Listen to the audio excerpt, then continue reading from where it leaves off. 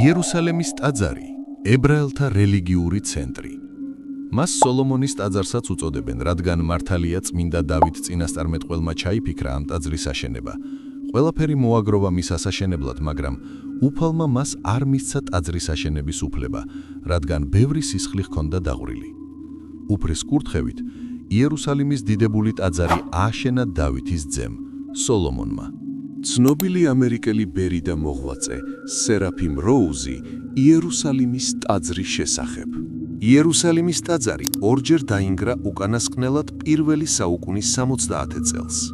აპოკალიფსის თანახმად, იუდეველები მოახერხებენ ტაძრის მესამედ აგებას, რათა მასში აკურთხონ ანტიქრისტე, რომელიც თავს გამოაცხადებს მესიად. არსებობს ძალზე მნიშვნელოვანი ნიში იერუსალიმის ტაძრის აღდგენის შესახებ. კაცობრიობის ისტორიაში პირველად სწორედ ახლა გახდა ეს შესაძლებელი. უწინდელ დროში მხოლოდ ერთხელ სწათეს მისი აღდგენა, მეოთხე საუკუნეში. ცოდნა ამის შესახებ ძალზე კარგ მაგალითს წარმოადგენს იმისა, თუ როგორ განანათლებს ადამიანს ეკლესიის ისტორიის კითხვა. ამ მოვლენის შესახებ მეოთხე საუკუნის რამდენიმე წყაროს ნახვა შეიძლება. მას მოიხსენიებს წმიდა კირილე, აგრეთვე იმ დროის ზოგიერთი სხვა საეკლესიო მემატიანეც. იმპერატორმა იულიანე განდგომილმა, აღნთებულმა სურვილით გაენადგურებინა ქრისტიანობა, გადაწყვიტა, რა კი ქრისტე წინასწარმეტყველებდა, რომ იერუსალიმის ტაძრისაგან ქვა-ქვაზე არ დარჩებაო, ამიტომ მოდი მე აღვადგენ ტაძარს და ამით ცხადად დავამტკიცებ, რომ ქრისტე თვითმარქვია იყო. ხოლო რადგან ასეა, ამიტომ ჯერ არს წარმართობა ავაღორძინოთო. ამგვარად იულიანე განდგომილმა ამ განზრახვით განგებ დააბრუნა ებრაელები იერუსალიმში და მათაც იმპერატორის ნებართვით ტაძრის მშენებლობა დაიწყეს. ერთი დღის განმავლობაში მათ რაღაც გააკეთეს, ხოლო როცა მეორე დილით მივიდნენ, ნახეს, რომ ყველა ქვა მიწაზე იყო გაბნეული.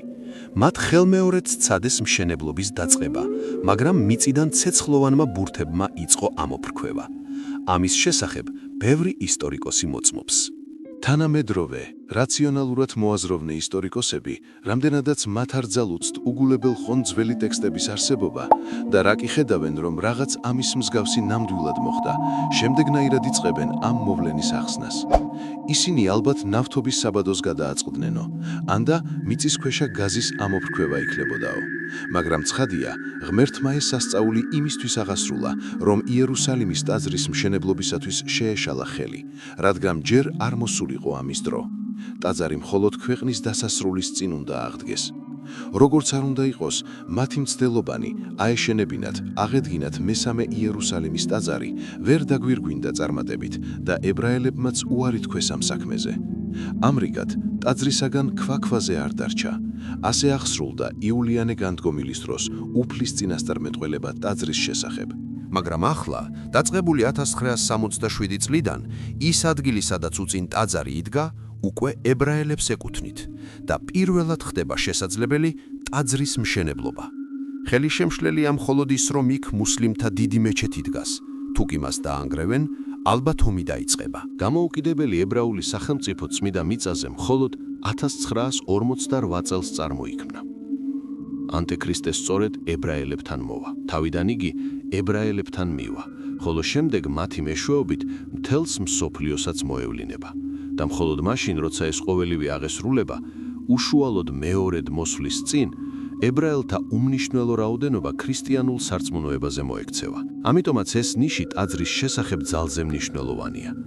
როცა ჩვენ დავინახავთ, რომ იერუსალიმის ტაძარი შენდება, მაშინ გვეცოდინება, რომ ქვეყნის დასასრული მოახლოებულია, იმიტომ რომ ჭეშმარიტად ეს არის ერთ-ერთი ნიში, სასწაული თავად დასასრულისა. ჯერჯერობით, რა თქმა უნდა, ტაძარი არ შენდება, მაგრამ ავრცელებენ ყოველგვარ ხმებს მასზეც, რომ ადგენენ გეგმებს, ამზადებენ ქვებს და ასე შემდეგ. ცხადია, რომ ებრაელები ემზადებიან ამისთვის.